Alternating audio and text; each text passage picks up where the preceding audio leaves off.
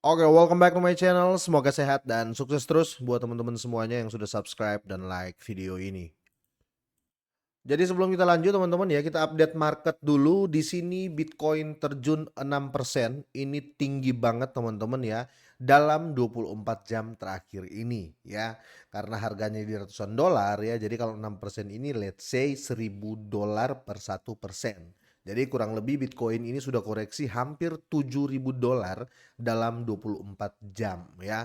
Nah, di sini teman-teman ya, ketahuan nih BlackRock menjual ya, atau sorry, bukan BlackRock-nya ya, tetapi member-member BlackRock ya, yang orang-orang yang beli ETF di sana ya, mereka menjual kira-kira seperti itu. Tapi lepas itu menjual dan tidaknya, kalau orang-orang di long term seperti MicroStrategy teman-teman ya, mereka pasti tetap share. Tapi ya namanya market teman-teman ya, orang itu yang panik itu mendominasi ketika market terjadi penurunan di atas 5 atau 6%, kira-kira seperti itu ya.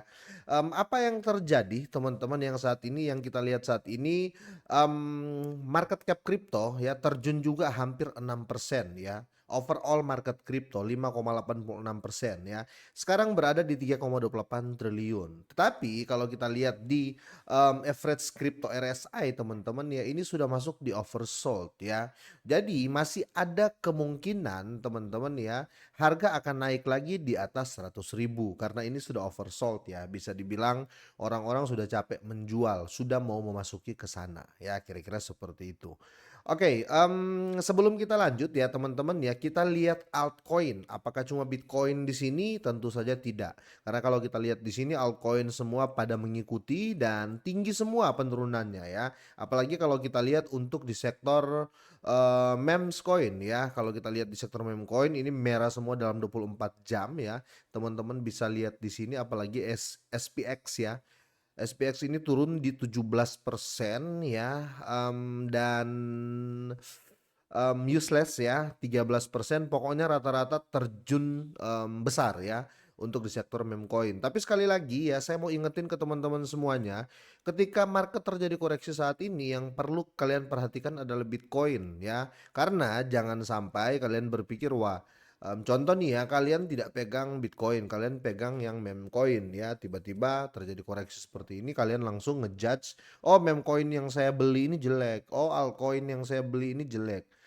Saya tidak sependapat, karena penurunan ini disebabkan oleh Bitcoin ya, kira-kira seperti itu. Karena banyak juga yang menjadikan altcoin dan meme coin ini dijual ya untuk jadiin margin, terutama orang yang main feature di Bitcoin ya, kira-kira seperti itu.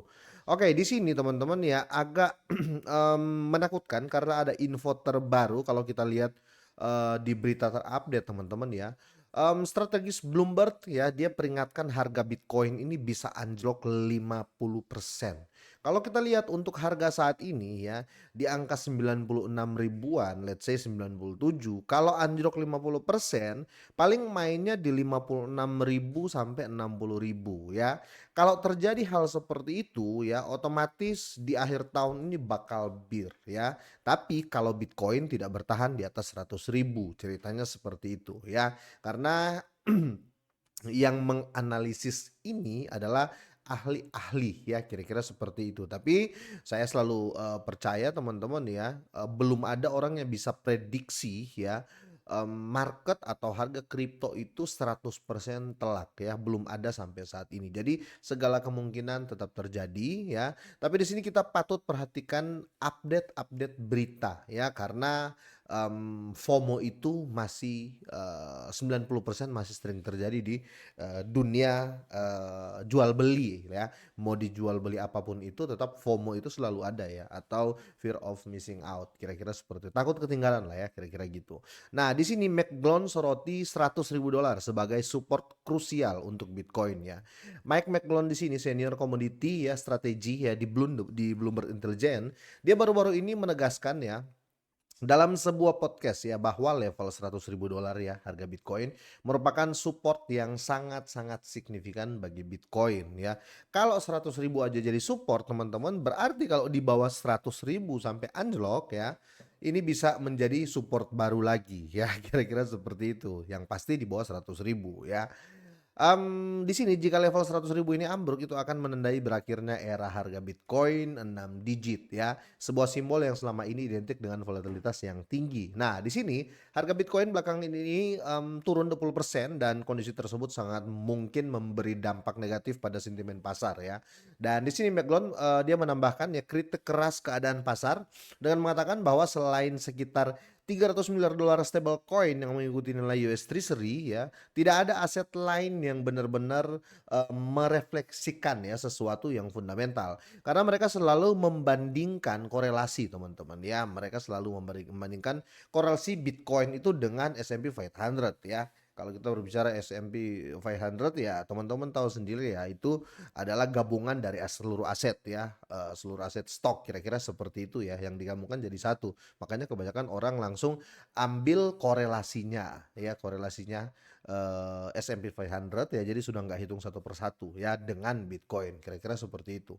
Nah, di sini teman-teman ya, analis ini memperingatkan ya bahwa jika Bitcoin runtuh teman-teman ya, dampaknya kemungkinan tidak akan berhenti di pasar kripto saja, betul teman-teman ya, karena ini kita berbicara, korelasi ya. Dia menjelaskan ya jika pasar terus merayap turun di bawah 100.000 itu adalah potensi efek domino karena korelasinya yang sangat tinggi dengan pasar saham ya, terutama S&P 500 ya, kira-kira seperti itu. Dan kalau kita lihat di sini korelasinya hampir sama ya. Let's say, oke, Bitcoin itu yang warna kuning ya, kuning orange-orange lah ya. Sedangkan yang lain ini ya, ini adalah, kita berbicara saham ya. Korelasinya hampir sama, teman-teman bisa lihat gambarnya sama ya. Jadi, kalau terjadi anjlok di S&P 500 ya, yang di mana seluruh saham teman-teman kemungkinan, akan mengikuti juga ya, akan mengikuti juga Bitcoin ya, karena korelasinya itu tinggi banget ya, kira-kira seperti itu. Nah, dalam sebuah chart yang dilampirkan di Twitter atau X ya, terlihat bahwa korelasi terbaru antara, indeks dari S&P 500 dan harga Bitcoin mencapai 0,5332 ya. Tingkat korelasi setinggi ini menunjukkan bahwa, penurunan pada Bitcoin dapat memicu penurunan lanjutan ya kepada S&P 500. Jadi ini sangat-sangat penting teman-teman, entah Bitcoin terjun duluan atau S&P 500, kira-kira begitu ya. Ini mencatat sekarang, hampir menjadi trade yang sama karena, sebagian dana masuk berasal dari ETF yang mayoritas investornya selama ini lebih aktif di Nasdaq ya dan S&P 500, kira-kira gitu. Nah, McGlone ini juga dia menekankan bahwa skenario terburuk bisa membawa harga Bitcoin turun hingga 56.000 dolar ya. Kalau kita lihat di sini teman-teman ya, menurut data dari on-chain, ini isyaratkan fase bir ringan sih, semoga saja ya. Di sini sebaliknya data dari on-chain menyampaikan, pandangan berbeda ya, melalui penurunan saat ini tidak sama dengan crash sejati. Jadi kemungkinan ini berbanding terbalik. Jadi, kalaupun ya, apes-apesnya Bitcoin ya, dia paling menyentuh di angka-angka 80-an lah ya, nggak sampai di 50-an. Kalau tapi segala sesuatu bisa terjadi ya, sekali lagi ya teman-teman ya. Karena apapun ini ya, orang tetap ya mau amankan uang masing-masing. Ketika dia rasa, wah ini mencekam ya, panik datang ya jual ya, banyak yang seperti itu teman-teman ya. Tapi untuk para holder jangka panjang ya, tetap merasa deep Bitcoin is anugerah ya.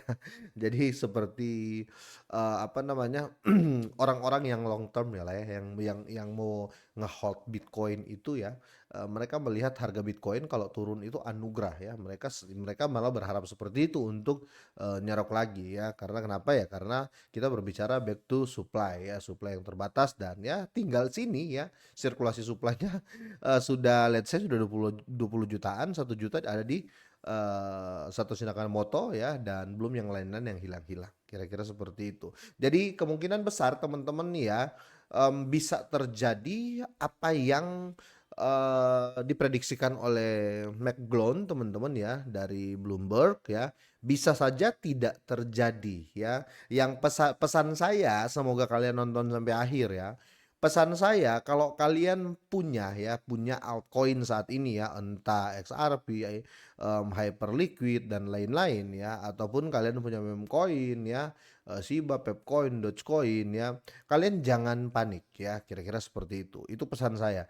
Kalian jangan panik ya, apalagi kalau kalau seandainya kalian main di future ya wajib panik sih teman-teman ya, karena otomatis kalian harus tambah margin kalau kalian posisi long, kira-kira seperti itu. Jangan panik untuk kalian semua yang pegang altcoin dan meme coin teman-teman ya, everything's gonna be okay menurut saya, selama kalian tidak naruh di future ya. Selama kalian masih di spot teman-teman ya, aset-aset yang terpercaya kalian pegang ya aman-aman saja sih ya. Kalau kalian main di long term atau jangka panjang, kira-kira seperti itu. Kalau kalian bilang, "Wah, saya cut loss," ya terserah kalian teman-teman ya. Tapi kalau terjadi ke saya nggak cut loss ya, karena saya jangka panjang. Kira-kira seperti itu. Oke, sampai di sini teman-teman. Kalau kalian ada tambahan, silakan kalian tinggalkan di kolom deskripsi ya. Semoga ini bermanfaat, semoga sehat, sukses selalu buat kalian semuanya.